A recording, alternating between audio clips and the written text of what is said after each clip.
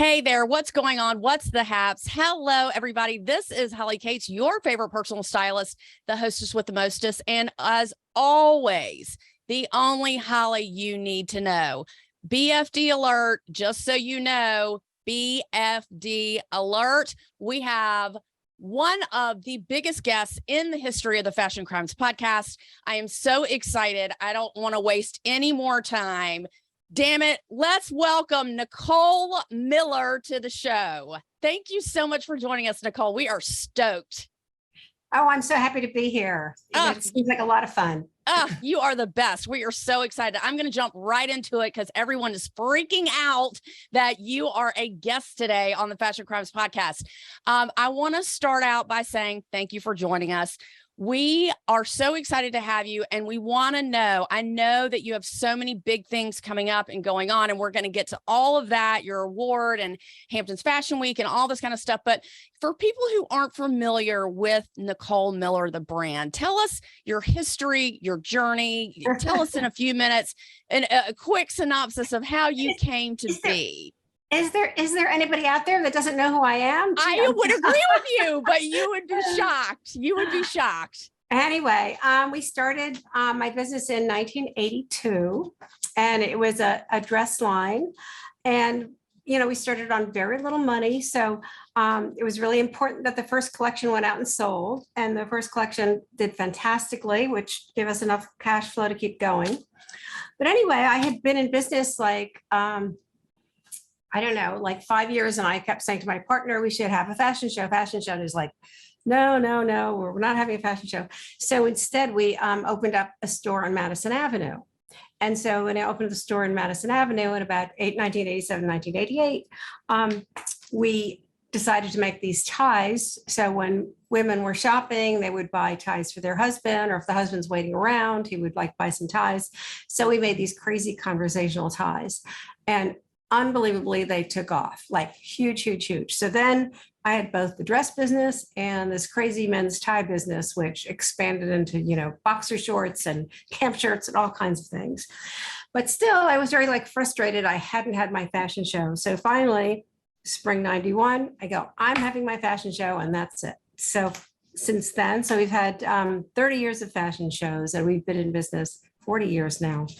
And, you know, one thing, now you were saying, you know, women over 40, and I go, it's not about an age. It's just about how you feel about yourself and your body type and that sort of thing. So I feel like my clothes still have a young attitude, and, you know, I just say it's a young attitude, and, you know, where would you feel comfortable with? And I hope that a lot of people at a lot of ages wear my clothes. Getting to that, who do you say the Nicole Miller target customer is? That brings up a good point. Well, I always say she's like the modern girl, modern woman. She's the girl on the go. She could be married, she could be single, but she's juggling going to yoga class and the gym and maybe kids or maybe not kids. But she's really always up to date, and she has a sense of humor, and she enjoys life.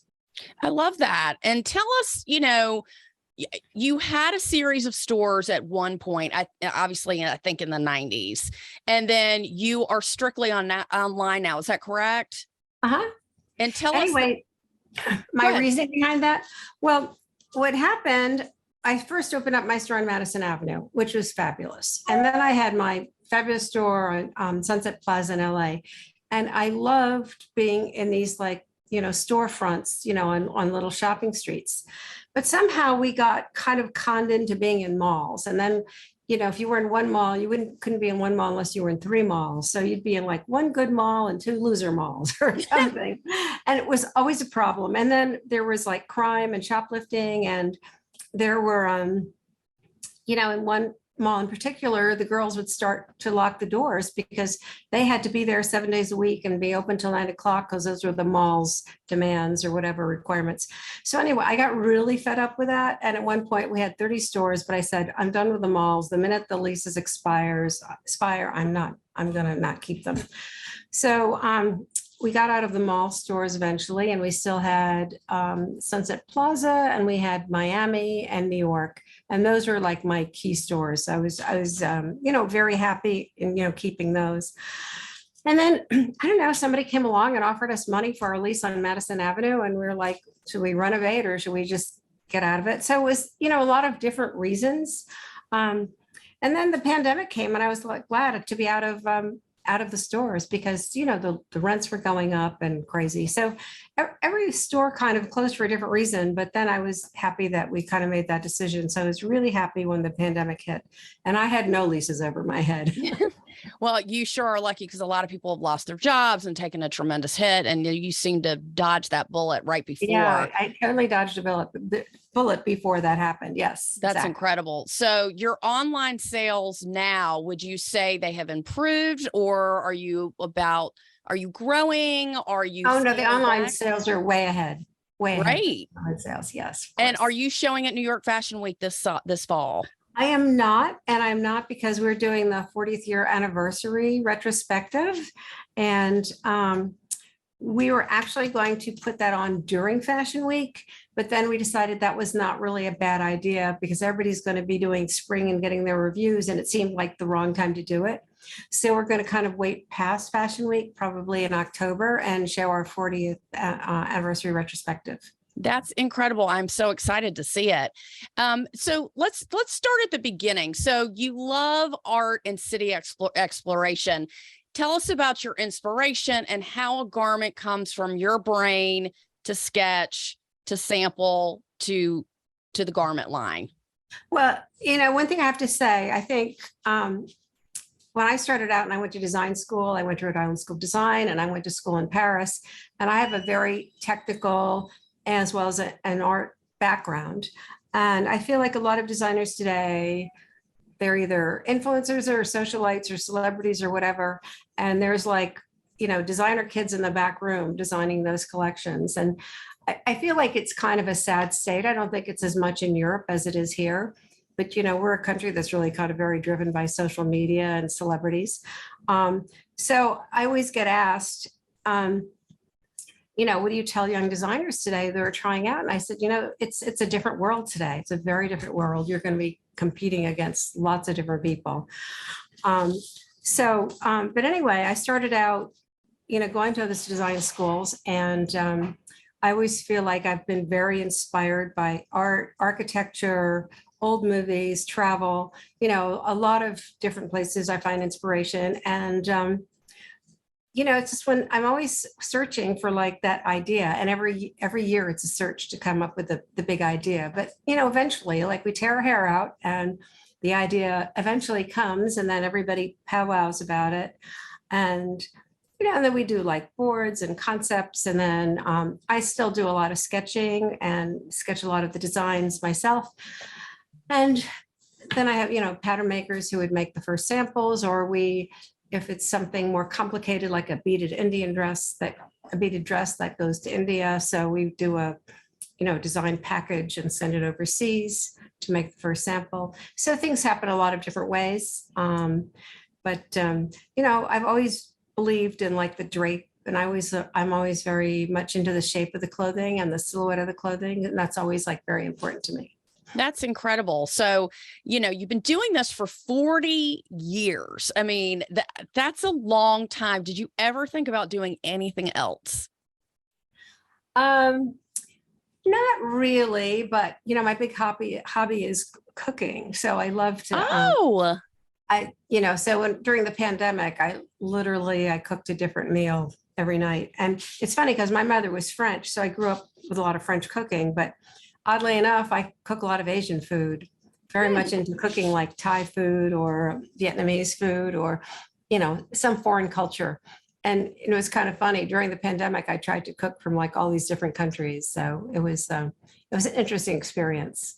Do your design innovations, do they come from European influence? Do you travel to other countries? Do you get vintage fabric and textiles? Do you tell us a little bit about that? I mean, all of those things at different times. I mean, every year is different, but I did go to Tulum once for a vacation, and I was very inspired by all the Mayan ruins. And so we did a collection around that.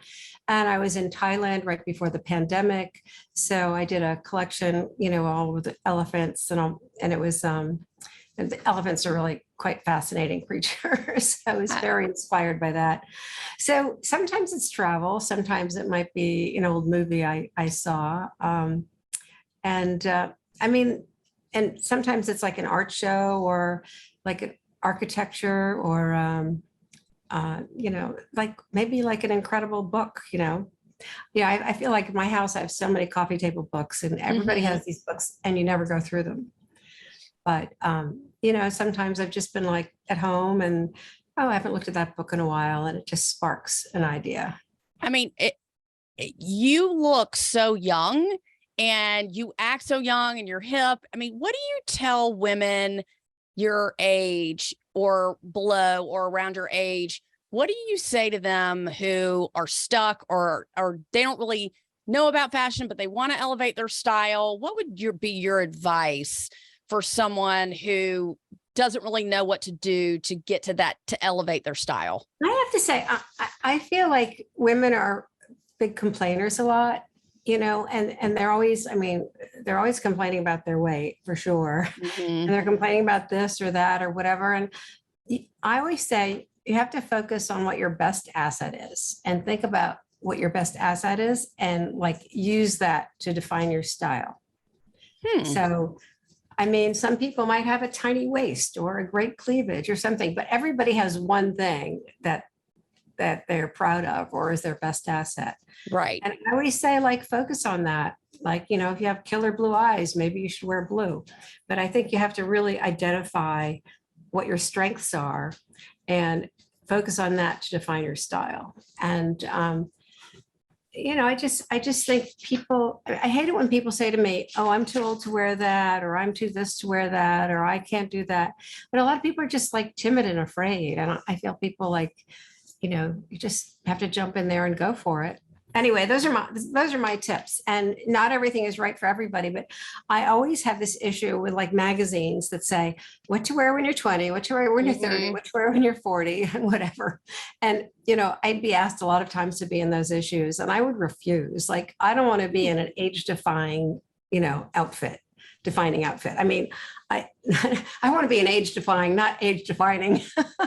I love that. I love that you have the power to say, I don't want to be defined by a number. This is who I am. This is what I do. But I think if you don't live in a metropolitan area, do you agree that it's a little bit harder to get up that courage to maybe do something or pull something off that normally, people around you aren't doing? I'm all about fearless females. So I think there's fearless females everywhere and they couldn't be anywhere. And like everybody's got access to the internet, access, to every fashion magazine and everybody, who's got access to all this media wherever they are, even in like, small town.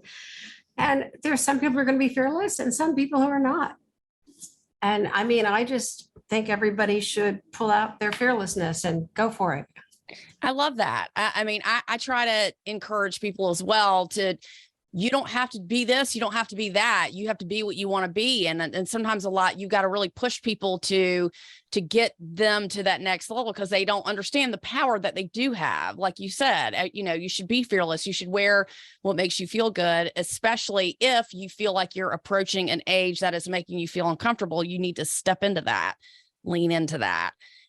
What are some other fashion, like accessory things that you love to wear? Tell us what your favorite thing is, your favorite zhuzh or your favorite jewelry. I see that you wear. Well, I really like, I'm really a big fan of the necklaces we made. And we have some great necklaces and they're all like multi-charm. I have one here. I didn't wear it today because it was like, it's too hot, but we can see it. Oh, I love it. Like multi-strand things with little icons on them. But so cool. I love these. And I have gold ones and silver ones, and they have different motifs on them. So, I mean, all my jewelry is a little bit whimsical, and they always have a lot of like icons and things on them, but they're really fun. Um, so mostly I'd say I wear necklaces, but obviously for events, I'll, wear big earrings, but for every day, I kind of wear smaller earrings. Got it. And, bracelets sometimes, but I'm really more about the necklace because I always think that puts your outfit together. I agree with you. I think good jewelry really goes a long way. Tell us, like, when you're getting dressed in the morning, whether you go to the office or whether you're hanging out with friends or what do you do? Do you have kind of like a uniform that you wear every day, or do you dress according to your mood? I have a few uniforms, and there's a few. I mean, I was really into bell-bottom pants this year again, so I had like 10 pairs of bell-bottom pants. Love those. Love and those. Yeah, and some were more tailored, some were more stretchy, some were denim, some were whatever. So, I'd sort of been into the tight legging mode and skinny jeans, but it's moved away from that this year, and totally changed my like silhouette direction. Okay, Nicole. So let's talk about your new Designer of the Year award. Tell us all about your award, how it came about, what it was like. Tell us everything. And congratulations, by the way. Mazel tov, congratulations. It's incredible. So last weekend, there was Hamptons Fashion Week, and I was the honoree for the Hamptons Fashion Week. And it was perfect timing for me because it is our 40th anniversary. So I got to show a retrospective of a lot of my favorite pieces over the years. And, because it was, a million degrees, yes. Very hot here this summer. I showed all summer clothes. I didn't really show any fall clothes. So everything was, summer, but I showed some of my more whimsical things. And one thing that was a big hit was the Sweet and Low dress. Everybody was like very excited about seeing the Sweet and Low dress. And they were from my first show in spring 91. So, I had a little, kind of an eclectic grouping of things. I could only show 25 things, but it was nice because it was maybe a mini version of what we're going to do in the fall in October. So it was sort of maybe having a dry run for a bigger show later. But anyway, they gave me the Icon Award, the Fashion Icon Award, and being the honoree. It was a lot of fun, and it was great. And I think the Hamptons Fashion Week is just going to be a bigger and bigger thing. Is this new, Hamptons Fashion Week? It's about 4 years old. Yeah, it's about 4 years old. And Candace Bushnell gave me like the honor. She made a little speech, and she made a hilarious speech. It was really fun. I love that. That's so exciting. Yeah. So it was fun. And and it was great. And they got us great models, and it was just a really, really fun show. And I think everybody had a lot of energy to it because everything was kind of fun or whimsical or colorful. It had a lot of attitude. So I think it was a really, really fun show. Do you have children and dogs and things like that? Yes, I have a child and a dog. Oh, very nice. And my son is 26 and the dog is about 10 or 11. Do you give your son fashion advice, or is he too cool for that? I do. And it's kind of funny. Like when he was a kid, he wore all like trendy black clothes. He won't wear black. He goes, I don't wear black clothes. I'm like, but you look really good in black clothes. Well, that's so fun. More of a blue person. That's so fun to have Nicole Miller as your mom. How exciting is that? And you guys, did you raise him in New York City? Did you grow up in New York City? No, I grew up in Massachusetts. Oh, you did? But I was born in Texas. So we went from Texas to California and ended up in Massachusetts. Tell us some of your favorite movies that you get inspiration from. Do you love watching old movies, fashion movies, new movies? Well, I like both. I mean, I really did like all those movies of the 60s. And then I like things like Blow Up, I liked anything with like, Verushka and Twiggy and that, and Gene Shrimpton, any of those movies. I loved all those kind of fashion movies. And then I do like, anything old with like Joan Crawford or, that period, any of those movie stars. So, obviously Audrey Hepburn's always a good one too. But, and then more recent movies, I don't know. I mean, not as much for more recent movies, more older movies. Do you feel like it's hard to keep changing, to keep adapting your clothing, or do you have a set aesthetic that you always use when you're designing your clothes? Do you feel like the world, I mean, because fashion is so fickle. Well, I do and I don't, but I feel like if I looked at all my clothes for the past 40 years, there was always that sense of whimsy and humor in a lot of things. And there were a few collections that were like a little bit conservative. And I kind of go, well, what was I thinking that season? You know, and it's funny, but most collections I can see myself in, but there's a few, and there's like one season I have like not one piece from that season, like not one piece of clothing that I save, and I go, well, I know why I didn't like anything. I mean, I can't even imagine what your closet looks like. I mean, how big is it? I mean, do you have like storage rooms full of stuff? I can't even imagine. Because I don't have a very big closet, because what happened is I would take, if I had something, I would put it in the archives closet. So I have a big archives closet here. So very often, after the season, I would put it in the archives closet. I gotcha. Do you pull, I mean, when you go to events and stuff, I'm sure you do you have the ability to pull from the, I can just go to the closet and wear something. That's incredible. And everything's my size, which is perfect. Everything's my size pretty much. Yes. What's your next new big event? I guess that was Hampton's Fashion Week, and then you're going to show after Fashion Week. What's next for you? In October. That's the only thing that's planned right now is our October retrospective. So that should be fun. And it might be at the UN at this point, or it might be, it might be at the UN, or it might be at the surrogate courthouse. So we're looking at locations right now. That's incredible. Now, so you're making you have necklaces right now. What other accessories, are big sellers for you? Well, we have, shoes. Our shoes are huge. And then handbags, shoes. I think those are primarily our biggest accessory. Well, obviously eyewear, sunglasses, and reading glasses and everything are optical, are very big. So it's so interesting to me to see the trend cycle and things come back. What is your favorite thing that's come back? And what is your least favorite thing that you've seen come around? You're like, I wore that in high school. I'm not wearing that anymore. Tell us your favorite and your least favorite. I always like stirrup pants. I mean, like when people wear stirrup pants with high heels, like I don't think I ever wore them with high heels, but I did have stirrup pants. But that stirrup pant and high heel look, oh my God. But it's funny, having said that, I've seen some people do a campy take on it. So it almost works if you're like a cool person and you could get away with it. But for the most part, I think that's a really bad look. But I was happy to see bell bottoms come back. Me too. Yeah, I was really happy. And I don't know about high-waisted jeans. It's like not a good look on me. So well, I always like to say if you want to define your waist, that's a good look, but you might not need that, everything. You got a sample size closet full of clothes, but I do love the high-waisted jean for myself personally. Tell us some shoe trends that are going on right now. Well, I think, everybody was so casual with the sneakers and everything so I think everybody's really back to, stilettos and really like sexy dress up shoes again. And the thing is, I am so unused to wearing them. I mean, I had to wear like high heels on Saturday night. And oh my God, I just kept tripping over everything. And finally, at the end of the night, I took my shoes off. Totally. I said, that's it. I'm taking these shoes off. I can't walk another step.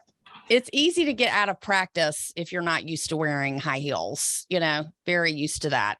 I know, and I used to be so stable on them. And I pulled out a pair of shoes I'd bought to go to CFDA awards or something like a couple of years ago. I literally could not balance on them. I don't know how I ever walked in them, but it was I thought, I'm not leaving the house in these because I'm going to kill myself. But I found another pair that was more stable, that worked better. That's awesome. So let's talk about outerwear for just a minute.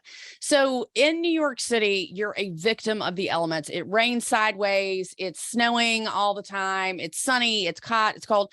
Do you have any do you make outerwear? Are you interested in outerwear? I'm scared to ask how many coats you have. I'm sure you have a million coats, but what are you guys into outerwear at the Nicole Miller office? Well, yeah, we do have an outerwear license, but one of my first design jobs was designing raincoats. And I used to just be obsessed with raincoats. I had so many raincoats and I was just always looking for the coolest raincoat. And so we usually include like maybe one in the collection or something, but we have a licensee that makes it. But what's happened is everybody wears a parka now. Everybody's in a parka coat. And that's like if you are in New York in the winter, everybody's in a parka coat. Well, nobody can wear fur anymore. So you don't see fur anymore, and you barely see a fur collar.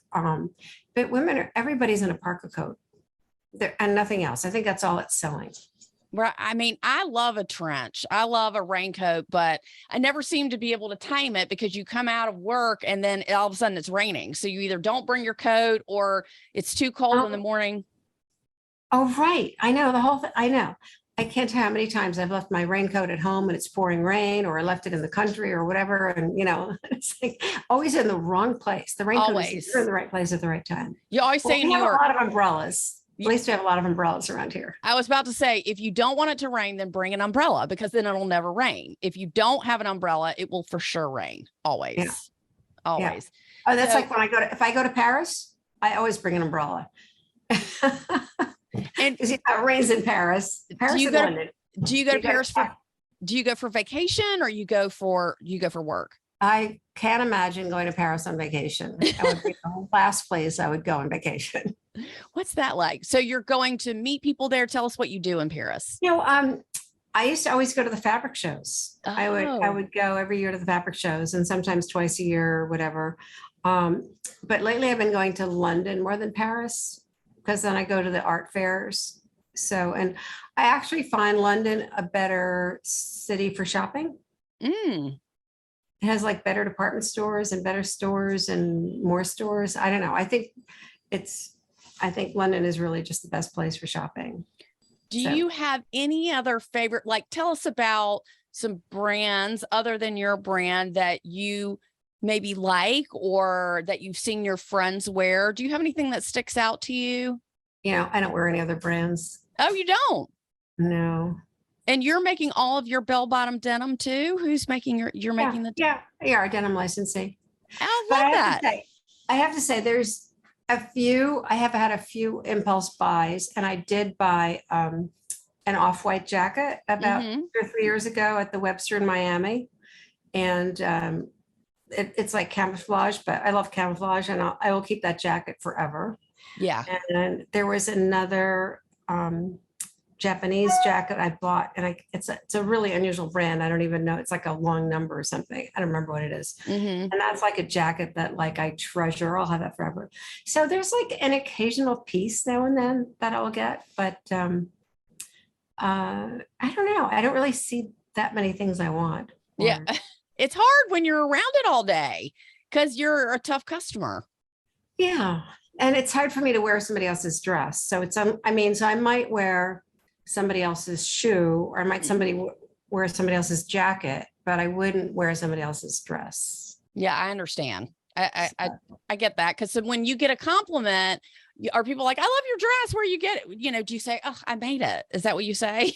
Well, the funniest thing though, is that a few times I have worn other people's clothes to my event. Like I had this vintage John Galliano. Oh, wow. Really cool. And it was a Spanish event, and the thing had like feathers and whatever. Every picture said Nicole Miller in her own design. Nobody even asked me whose it was. Well, it's fine. Happy to take credit, whatever. And then another time I wore a Christian Lacroix dress that I had bought years ago. And I wore that. Every picture said Nicole Miller in her own design. Oh my God, that's hilarious. I couldn't even give these designers credit. So. I'm sure you pulled it off beautifully. I love that. I want to know, when you're out and when you're looking at architecture, and do you keep a sketchbook with you at all times so you can write things down? I can draw stuff on my phone. Oh yeah. I always have stylus, and I have Sketchpad on my phone. And then you can take pictures too. Oh yeah, of course. I like to keep It's funny because I used to go around with a little sketch pad. I always had a little sketch pad in my purse, but Now I've got my camera and I've got a stylist, so it's all I really need. And do you give advice like you had mentioned before to young designers today? Do you like to show people what, you obviously like to show people what it was like when you were coming up, but today with the computer, with the CAD and all that kind of stuff, do you think it's harder or do you think it's easier to get into the industry as a designer? Well, I always recommend that people like get internships, Right. because I think internships are really helpful. But I know that a lot of these kids today, they come out of design school and they don't want an internship. They just want to go right into their own business. Right. So I feel everybody just wants to be like in their own thing right away. So I don't know. I mean, I don't get that many people asking me for advice. I'm asking you for advice. I think you're a wealth of knowledge that people need to know. No, but also interestingly enough, like we have a lot of interns every year. Mm-hmm. And this summer we had a lot of interns and none of them were design interns. They were all either social media or they were in like a merchandising. They were all kind of in a different area from actual design. So, but even some years I have a lot of design people, but this year I didn't have any. Oh, do you take obviously anybody who's interested in, helping your business, social media? What other departments do you have? Well, I mean, there's like merchandising, there's PR, social media, licensing. I mean, there's like different areas, but it just every year is different. So yeah. And so what can we expect? I know you have your big collection coming out, but do you immediately start working on the next season? Are you 2 seasons ahead? Are you looking at just one season ahead? And do you make swimwear? Yes, we do. Amazing. I love that because I'm always looking for the best. People are asking me, what are the best bathing suits and what's the best tops? How long have you been doing swimwear? Well, that also is done by a licensed company as well. So I don't know, probably like 10 years or so. And what haven't you done? Pajamas? We have pajamas. Oh, you have pajamas. Is there anything you haven't covered?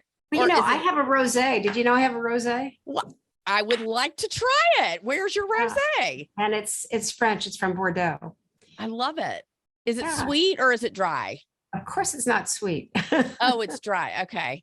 And nobody likes sweet rosé, do they? Well, I mean, I don't like it too dry. I like a little sweet. Anyway, it's from Bordeaux. I think it's very good.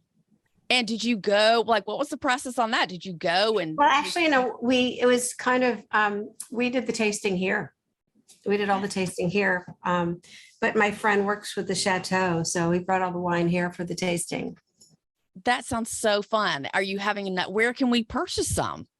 Well, it was on Wine Express and it was, there's a place, Wine Express was the one that would deliver around the country. So it's probably the most, but I'll make sure Allie sends you a bottle. Oh my God, that's so sweet. And, I know you have a home collection too. Is that right? Yeah. Mm-hmm. Well, we have a lot of things, furniture, rugs, sheets, a lot of different things. And so that must be, you've got your hands in so many different things. Is your whole apartment furnished in your rugs and your stuff? Because we do have some pieces, but most of my house and my apartment is done in 1950s French furniture. Oh, how fun. So it's mostly vintage pieces, but I do have like Jonathan Adler rugs in the country, and I have my own licensee rugs too, and it all worked very well together. And then I have some, we have a furniture line, and I have a bunch of those pieces in the country and one piece in the city, but it all merchandised really well with my vintage pieces. I love that. As a lifestyle brand, you just have to keep going. People want, are you going to do fragrance? Are you going to do what's next? We've always had fragrance. We have fragrance. We have eye makeup. We have, a lot of skincare stuff. And then we have kids wear. We have little girls, kids wear. We have little girls' shoes. A lot of different categories. That's incredible. That's a lot. I knew you were in home goods. I just wasn't sure. Oh yeah, we love home goods. I love that. And so when do you take time for yourself? How do you find that work-life balance? Because you've got all these different things, you've got different sections. It's not just about the women's wear. How do you divide your time and not go crazy? Are you just cooking at night? Are you meditating? Are you working out? It's not really a problem. We do like work from home Fridays now. So I'm in the office Monday to Thursday. Thursday, we usually go out to Sag Harbor. And on the weekends, I always like water ski and wakeboard and water sports. Yeah. And in the winter, I ski. So anyway, so I spend like the weekend relaxing, but and then, I think, with my assistants and the staff here, we just divide up the work. And, we give everybody direction. We give them direction. They bring back ideas that we've given them ideas. They come back with their version of our ideas and we correct it and give them. So yeah, it's a full day's work every day. It must be hard to put your phone down and not look, when you're on the slopes or when you're trying to relax, because I'm sure nobody bothers me.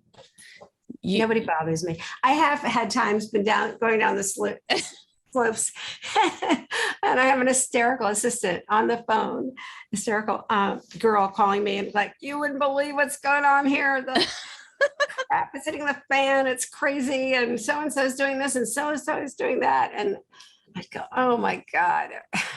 But anyway, I haven't had any too crazy times like that lately. And where do you ski?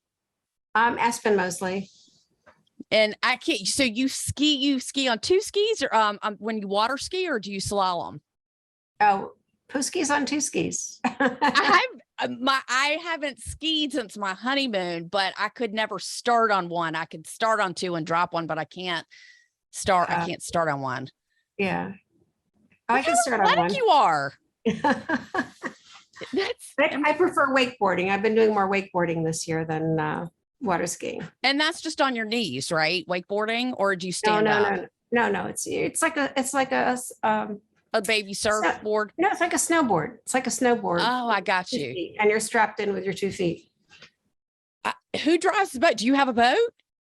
Yeah, we have a boat. But we have a guy that comes and takes us. Oh my God, I got to hang out with you. That sounds amazing. Yeah, it's fun to hang out with me. It sounds very fun, but I will tell you, I only want to ski on blue. I have no desire to go to green or black or anything. I am so happy on blue. I don't want to go that fast. It's hard to control my speed. I didn't learn how to ski till I was 35.